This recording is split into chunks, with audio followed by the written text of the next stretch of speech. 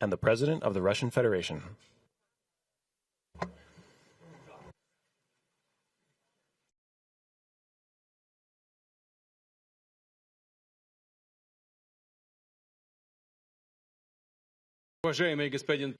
Mr. President, ladies and gentlemen, our negotiations have been held in a constructive atmosphere of mutual respect.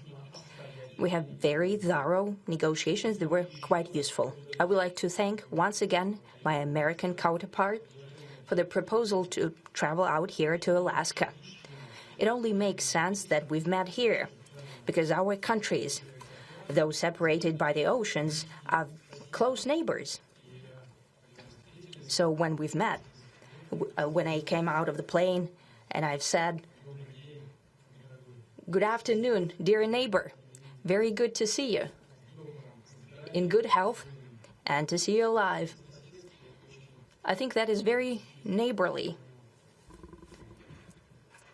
And I think that's some kind words that we can say to each other. We're separated by the Strait of Bering, though there are 2 islands only between the Russian island and the U.S. island. They're only 4 kilometers apart. We're close neighbors, and it's a fact. It's also important that Alaska has to do with our common heritage, common history between Russia and the U.S., and many positive events have to do with that territory. Still, there is tremendous cultural heritage back from the Russian America. For example, Orthodox churches and a lot of more than 700 geographical names of Russian origin. During the Second World War, it was here in Alaska that was the origin of the legendary air bridge for the supply of military aircraft and other equipment under the Lend-Lease program. There was a dangerous and treacherous route over the vast emptiness of ice. However, the pilots of both countries did everything to bring closer the victory. They risked their lives and they gave it all for the common victory.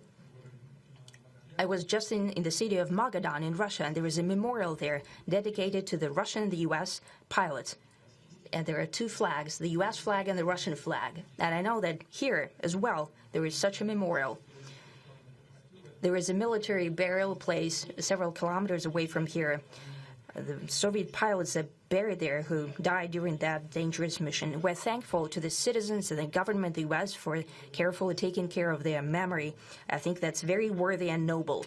We'll always remember other historical examples when our countries defeated common enemies together in the spirit of battle camaraderie and allyship that supported each other and facilitated each other. I'm sure that this heritage will help us rebuild and foster mutually beneficial and equal ties at this new stage, even during the hardest conditions. It is known that there have been no summits between Russia and the U.S. for 4 years, and that's a long time.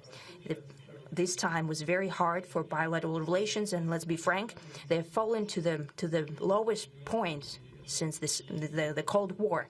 I think that's not benefiting our countries and the world as a whole. It is apparent that sooner or later we had to amend the situation to move on from the confrontation to dialogue. And in this case, a personal meeting between the heads of state has been long overdue, naturally under the condition of serious and painstaking work, and this work has been done in general. Me and President Trump have very good direct contact. We've spoken multiple times. We spoke frankly on the phone.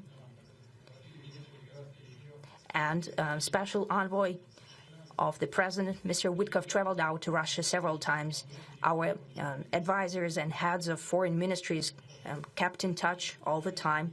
And you know fully well that one of the central issues was the situation around Ukraine. We see the strive of the administration and President Trump personally to help facilitate the resolution of the Ukrainian conflict. And his strive to get to the crux of the matter, to understand this history, is precious. As I've said, the situation in Ukraine has to do with fundamental threats to our security. Moreover, we've always considered the Ukrainian nation, and I've said it multiple times, a brotherly nation, however strange it may sound in these conditions. We have the same roots, and everything that's happening is a tragedy for us and terrible wound. Therefore, the country is sincerely interested in putting an end to it.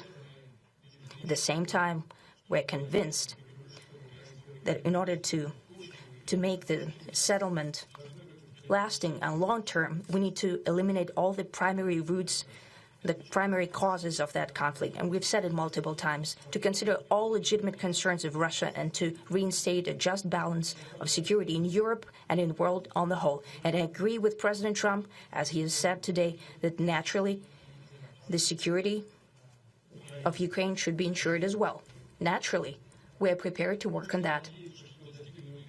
I would like to hope that the agreement that we've reached together will help us bring closer that goal and will pave the path towards peace in Ukraine. We expect that Kiev and European capitals will perceive that constructively and that they won't throw a wrench in the works. They will not make any attempts to use some backroom dealings to conduct provocations to torpedo the nascent progress. Incidentally, when the new administration came to power, bilateral trade started to grow. It's still very symbolic. Still, we have a growth of 20%. As I've said, we have a lot of dimensions for joint work. It is clear that the U.S. and Russian investment and business cooperation has tremendous potential. Russia and the U.S. can offer each other so much in trade, digital, high-tech, and in space exploration. We see that Arctic cooperation is also very possible, and our international context, for example, between the Far East of Russia and the West Coast of the U.S.